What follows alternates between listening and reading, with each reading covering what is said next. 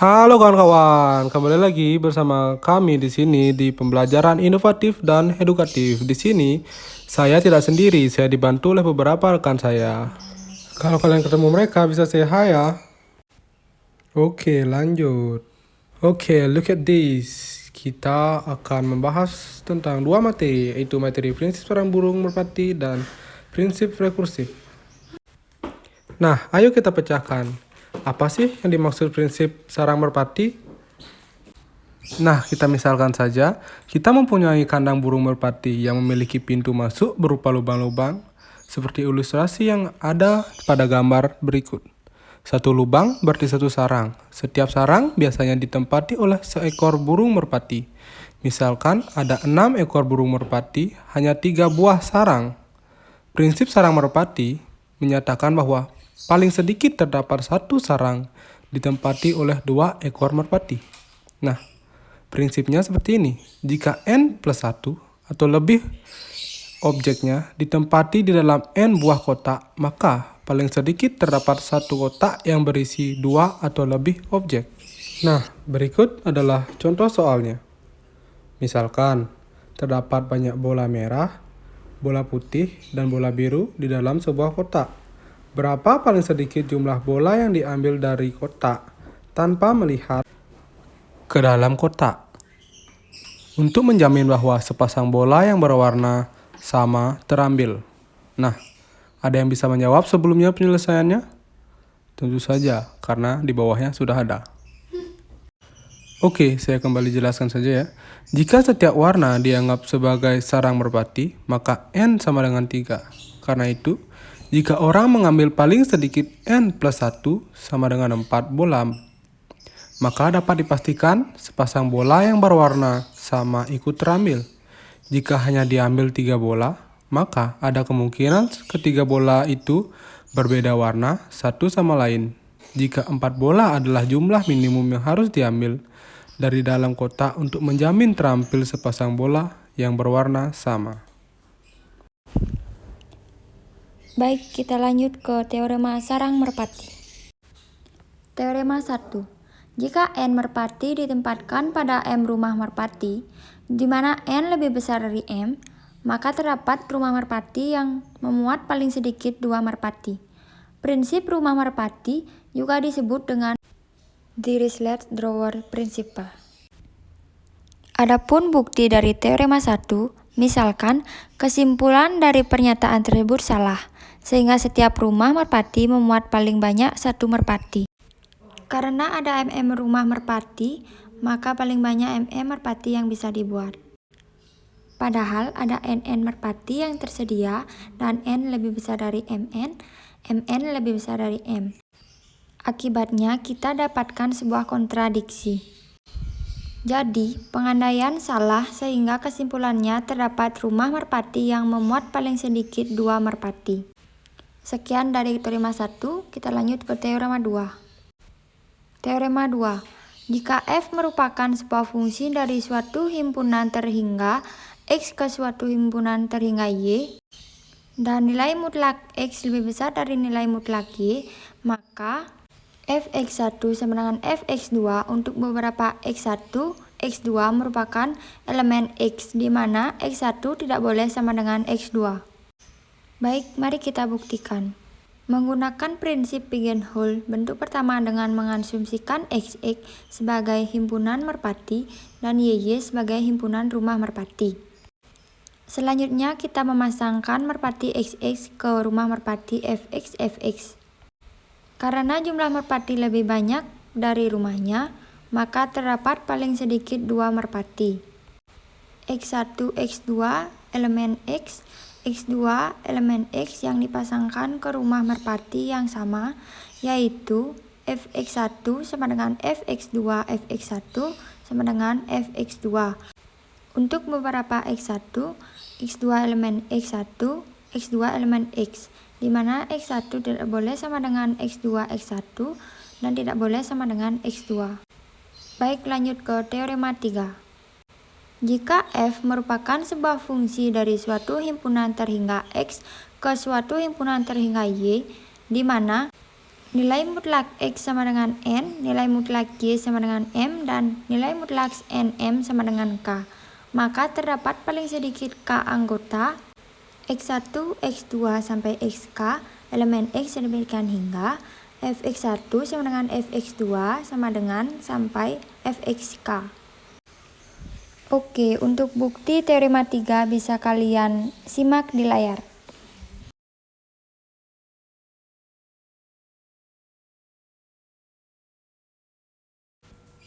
Jadi di sini saya akan menjelaskan tentang fungsi rekursif. Sebuah objek dikatakan rekursif jika ia didefinisikan dalam terminologi dirinya sendiri. Proses mendefinisikan objek dalam terminologi dirinya sendiri disebut rekursi. Fungsi rekursif didefinisikan oleh dua bagian. Yang pertama ada basis. Bagian yang berisi nilai fungsi yang terdefinisi secara eksplisit. Lalu bagian ini juga sekaligus menghentikan rekursif dan memberikan sebuah nilai yang terdefinisi pada fungsi rekursif. Lalu yang kedua ada recurrence. Bagian ini mendefinisikan fungsi dalam terminologi dirinya sendiri. Lalu, recurrence berisi kaidah untuk menemukan nilai fungsi pada suatu input dari nilai-nilai lainnya pada input yang lebih kecil. Contoh soal, nyatakan n faktorial dalam definisi rekursif. Solusinya, n faktorial sama dengan 1 dikali 2 dikali 3 sampai dalam kurung n dikurangin 1 kali x sama dengan dalam kurung n dikurangin 1 faktorial dikali n. Misalkan, Fn sama dengan n faktorial, maka n faktorial sama dengan kurung kurawah 1, n sama dengan 0, n dikali dalam kurung n dikurangin 1 faktorial, n lebih besar daripada 0. Menghitung 5 faktorial secara rekursif adalah 5 faktorial sama dengan 5 dikali 4 faktorial sama dengan 5 dikali 4 dikali 3 faktorial sama dengan 5 dikali 4 dikali 3 dikali 2 faktorial sama dengan 5 dikali 4 dikali 3 dikali 2 dikali 1 faktorial sama dengan 5 dikali 4 dikali 3 dikali 2 dikali 1 dikali 0 faktorial sama dengan 5 dikali 4 dikali 3 dikali 2 dikali 1 dikali 1 sama dengan 120. Lalu, algoritma menghitung faktorial dapat dilihat pada layar berikut ini.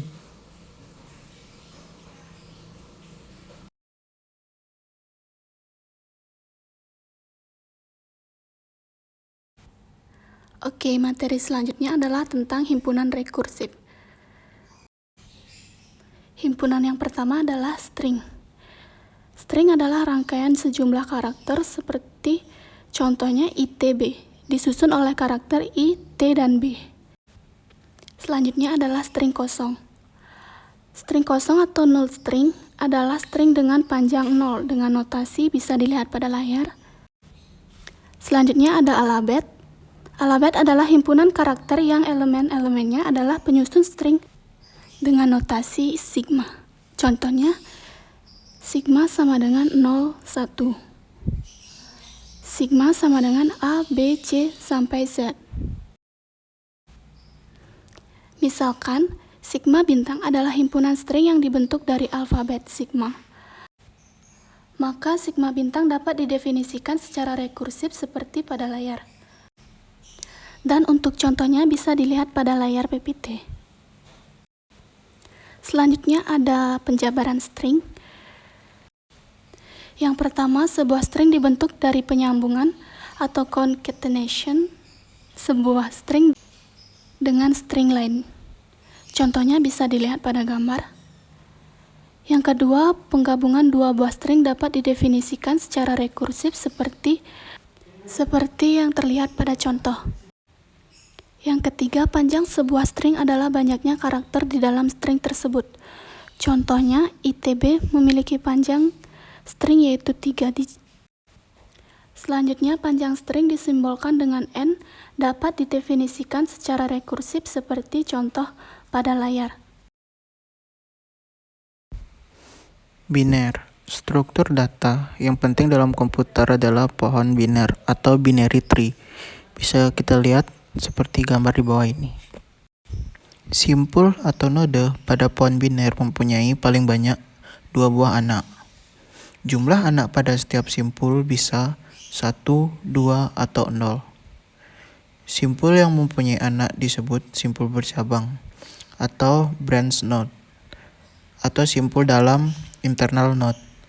Simpul yang tidak mempunyai anak disebut simpul daun atau leaf.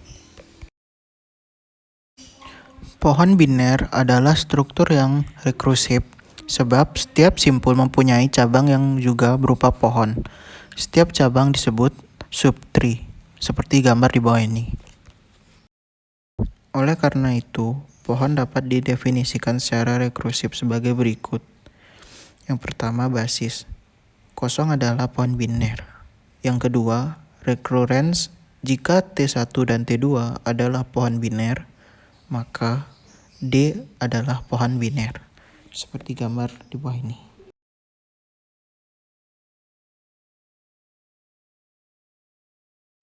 Proses pembentukan pohon biner secara rekursif, seperti di bawah ini.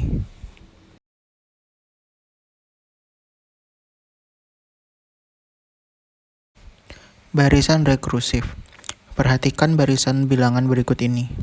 1, 2, 4, 8, 16, 64, dan seterusnya. Setiap elemen ke n untuk n sama dengan 0, 1, 2, dan seterusnya merupakan hasil perpangkatan 2 dengan n, atau an sama dengan 2n.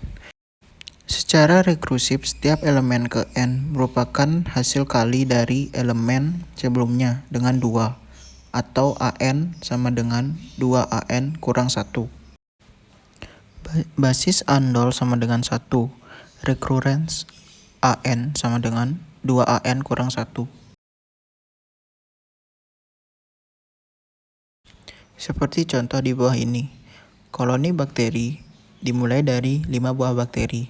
Setiap bakteri membelah diri menjadi 2 setiap 1 jam. Berapa jumlah bakteri baru sesudah 4 jam?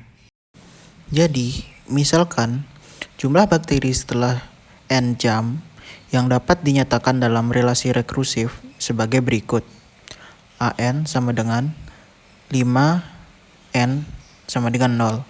2an kurang 1 berarti n lebih besar dari 0. Jadi, dengan perhitungan seperti di bawah ini, setelah 4 jam terdapat 80 buah bakteri.